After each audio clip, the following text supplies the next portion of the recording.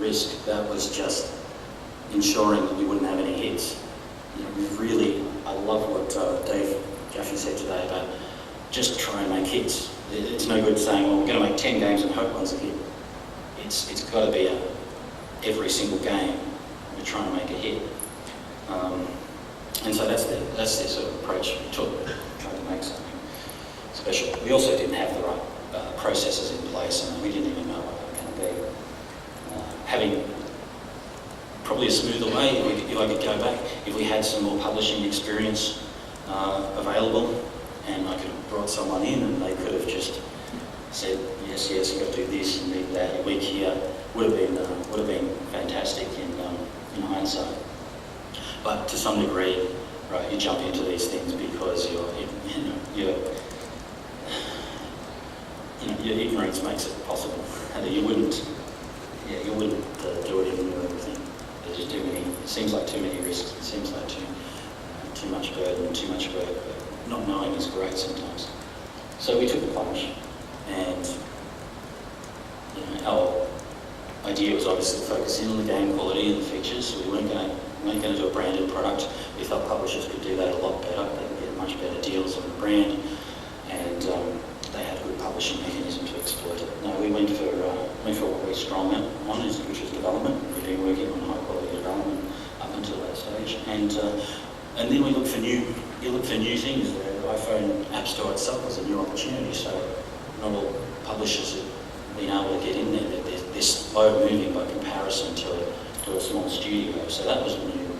We used new social media marketing techniques and the like again that will take longer for the established publishers to sort of get their heads around, and then we worked like hell. So the flight control is somewhat of an anomaly. It was a game that I built over the Christmas holidays when I get a break from the studio. At least the core of the game was done then in that week, and then I brought it into the studio after Christmas. You guys started playing it. Our art director came in and started doing some real artwork. It was a bit of a nightmare the way it came in. And we put that out, and the original idea of this game was just to test the market and to get a feel for the deployment and publishing process so that we didn't make the same mistakes on real racing. It turned out that flight control was as big a hit as we could hope for, actually, and quite not entirely unpredictable. We knew it was a great game. We could see it, the pickup in the studio and the studio friends, and everyone was playing it and addicted. But it's been a lot bigger than we expected. And it was very, very much driven by word of mouth sales, and it was very fresh and addictive. It was a new genre on the iPhone. Now, real racing is more this studio kind of planned project. We were going with something with a strong one. We knew we could do a great racing game. We had a prototype. I didn't plan to spend all the money up front. We get it to a prototype level. We said, yeah, this is really fun, and then we'd go incrementally, spending some more. We had options also to pull back and say, well, we could sell this off to a publisher at this point, or we could put a brand on it, or we could do all these different things. So you can see I wasn't quite, even though we ended up spending a whole lot of money on real racing, it's one of the things that distinguishes it. We had all these sort of clawbacks all the way along, which is important to manage risk. So we started our PR campaign 6 months before release on this one. We built up a lot of steam in the audience. It wasn't entirely because we planned to release it 6 months later. It was because the project ran later than we had hoped to, because we wanted to put in the last bits of polish.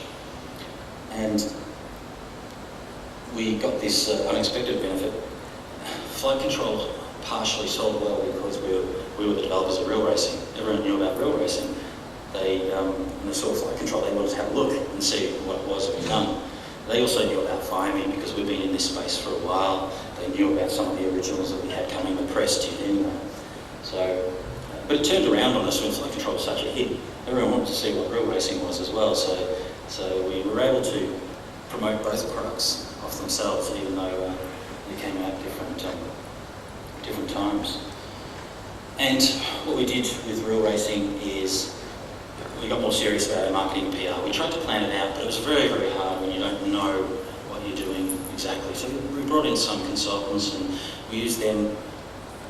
What we found out at the end is that we're better off, we understand this stuff enough ourselves, we're better off doing these things ourselves. But it was helpful that we brought in an overseas PR company who lined up appointments for us at GDC, and that's where we started to divvy up exclusives for various influential media. So someone would get the first video, and then someone would get some other exclusive content.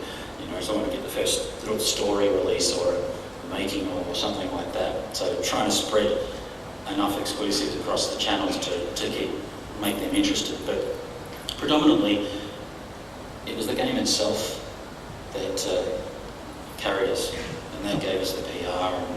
And it was the same with Flight Control as well. If it hadn't been a great game, we wouldn't have captured the interest. But it was a combination of both. There's all the work in following up on PR and opportunities and marketing were all pretty essential. We've got a lot of promotions from Apple on this one, and yeah, it's done brilliant for us as well. So we've been 2 for 2, as I say, and which puts us in a nice position now. There's a lot to think about going forward. And some of those things to think about are the gaps that existed in our company, particularly before publishing, and now these are the gaps we're trying to fill as we move forward. It's very expensive to get all this right up front, and you just don't have the knowledge to do so as well. So these are some of the roles that I can see emerging that we could have used if we had these people. Someone to manage the platform vendor relationship. So you may have some business, if you're a developer looking to self-publish, you may have an internal biz dev already. They might be great for the platform vendor or one of the producers. In my case, with Apple, it was myself. I managed that very tightly because I was very concerned that I get anything wrong. It was a very automated process, and I didn't want to mess up. So that kept me quite busy. Product management, which is something we didn't realise we needed so much, but it's what all the publishers do when they outsource a project to us. They say what's going in, what's going out, and they manage the producers. Instead, we would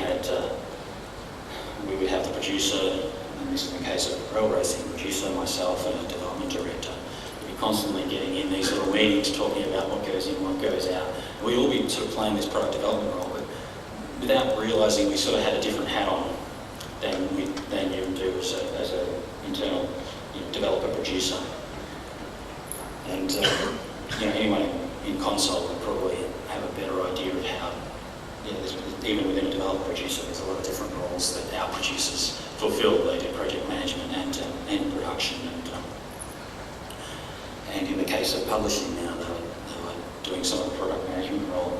The final QA and focus testing, this was exhausting and brought everyone, including myself, just that final pass we never had to do as a developer. The publishers always approve everything, so it was extra bandwidth and a lot of executive oversight to do that final green light to put the product to air. And when you come with updates afterwards, after releasing your game, every single time you've got to do that again. So that was quite heavy. You've got deployment where you're submitting all the marketing materials and the product to launch by Apple, so the producer and lead programmer would have to handle that.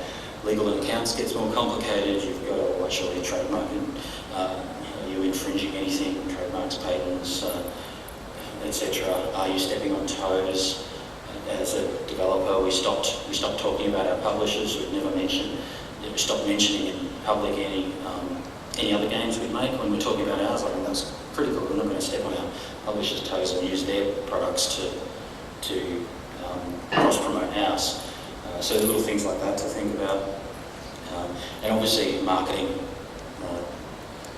which consumed a lot of my time, executive time, in various ways. You got to produce all the marketing collateral as well. We didn't have people just dedicated to that, but between the artist and our art director and one of our producers, one of our designers would do some video editing, and Alex